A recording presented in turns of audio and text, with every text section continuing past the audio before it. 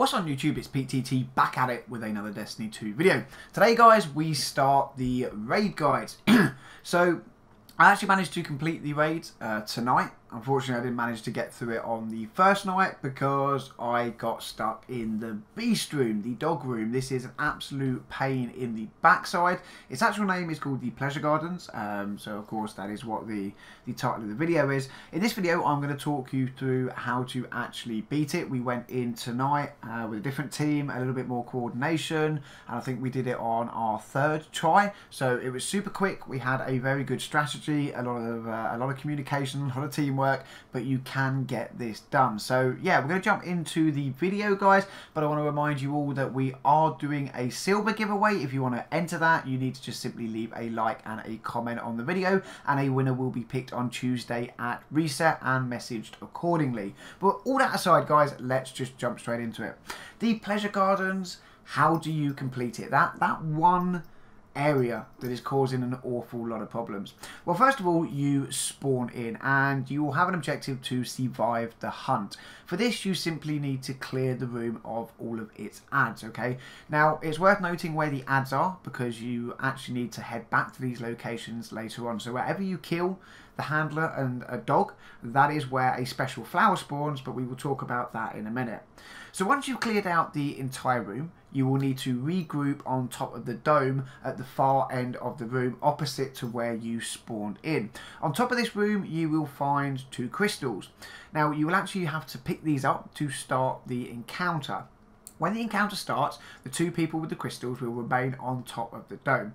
Their job is to guide the 4 other members of the team around the maze to the pink glowing flowers. The remaining 4 members of the team will have to drop into the room and pick up the royal pollen. Now, the job of the pollen runners is to simply get around the map to the glowing purple flowers, stand in front of them and detonate them, giving the team empowering spores. However, there are some things to watch out for. For one, the beasts in the room are on set patrol routes, okay, which will probably take you a few runs to work out, but when you get their routes nailed, then it becomes an awful lot easier. Think of this, guys, like the Labyrinth maze in the Vault of Glass, okay? Don't get seen and take your time. So now there are 4 members of the team on the ground and 2 up top. The job of the people up top becomes twofold now. One, they have to try and direct the ground team to the correct flowers. There are several locations these can be in. You have close, medium and far right. You have close, medium and far left. And you also have 2 hidden ones in the trees and in the cave. So you find out which ones are lit. Obviously they are glowing pink, so they stand out pretty well. And you make your way around the room to them. Once there, the whole team needs to gather up very close to it, and the guys on top need to shoot the flowers with the crystal. This will give the team empowering spores. The more team members around it, more empowering spores you get. So a full 4-man team with all of their pollen, when it detonates, will get a 12 stack every time a flower is detonated. Now, it's worth noting that the guys on top with the crystals can only shoot the crystals when they are stood on one of the glowing rocks. So, yeah, make sure if you're kind of on top, you are in the right position. So, now you have empowering spores times 12. It's off to the next flower. And it's a simple case pretty much of rinse and repeat until the spores hit between 48 and 60 or higher if you're quick enough. The reason you want them so high is because the beasts have an extremely high health bar and the empowering spores will give you a lot more damage. So eventually, when you have enough spores or you get spotted by a beast, the damage phase will begin. It's at this time the 2 players at the top drop down to do damage to the beasts too. Now, the best method we found to actually do this is to actually designate 1 team member to each beast. Now, the reason I say 1 team member, guys, is because if the spores are high enough, you can take out a beast by yourself. Now, we actually did this before we started the encounter, but after we had cleared the initial enemies out. Okay, so after you've survived the hunt, you've cleared the initial enemy out, before you pick the crystals up, everyone go round and pick a flower and say, right, this one is mine, this is where I'm going to on every single damage phase. So yeah, when the damage phase starts, you all make your way to the beast that you selected. You need to do damage to them now, okay? This is very important. On the first phase, do not kill any of the beasts. Just bring them extremely low so you only need a few shots to kill them. The reason for this, guys, is when you kill a beast, then the timer for the next round is lower, so you can get to less flowers, giving you less empowering spores. However, if you don't kill any, then you get a longer time, just like the first one, so you can get the stacks very, very high, meaning it doesn't take a lot of damage to kill them.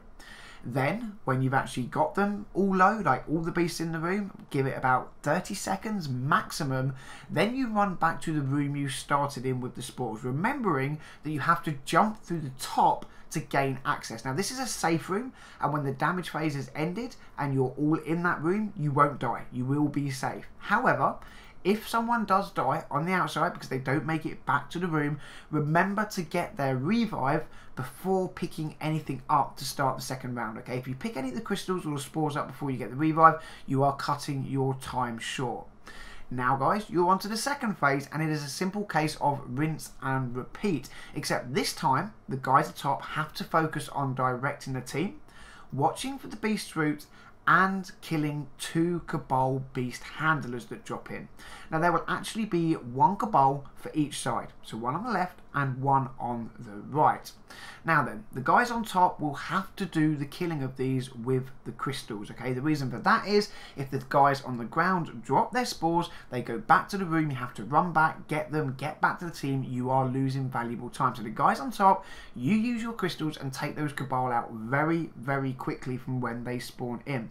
You need to communicate with this, guys, right? But you also need to make sure that they're not too close to the beast when you kill them, or you might get detected. If you get detected, it starts the damage phase early. So you've killed the handlers, and you've run the flower loop again. You've built up the team's empowering spores yet again to a number between 48 and 60 ideally. It is now time to kick off the second damage phase. Difference is, guys, this time, because they are all low, you are going to go for the kills. So as soon as you start the damage phase, every player runs back to the beast that they were damaging on the first round, and you kill them.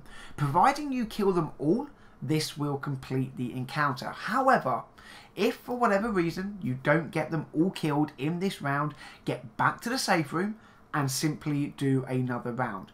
But be wary, guys, okay? The more beasts you kill, the less time you will have to do a third round and go round to collect the flowers. Of course, the less flowers you collect, the less empowering spores you get, the more damage it will take to kill the beasts. Now, this will take a couple of runs to perfect. It took me like 5.5 hours on the first night, still didn't get it done, called it quits. However, tonight, with a team that had brilliant communication, everyone decided on routes and strategies and locations before we even started. It took us 2 rounds for practice, and the third round we did it on. It was a cakewalk. You know, we got up to 60 odd stacks on the first one. We got every single wolf low, and then on the second round, boom, blitz them, dead, encounter done, move on to the next one.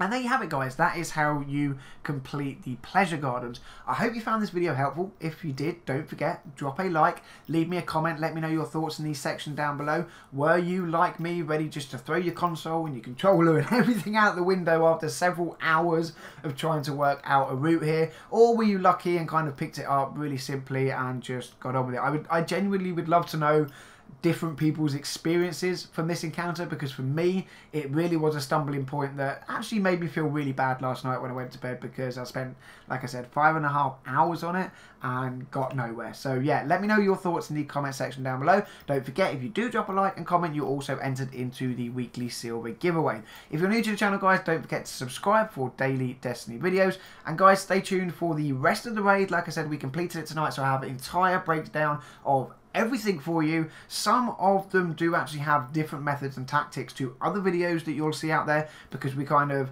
watched some of the videos, took some of the hints and tips from other guides, and then also added our own bits in to make things a little simpler for our team with our setup with characters and weapons and things like that. But yeah, there you have it, guys. Hope you liked the video. As always, thank you very much for watching, and until the next one, I'll catch you all soon.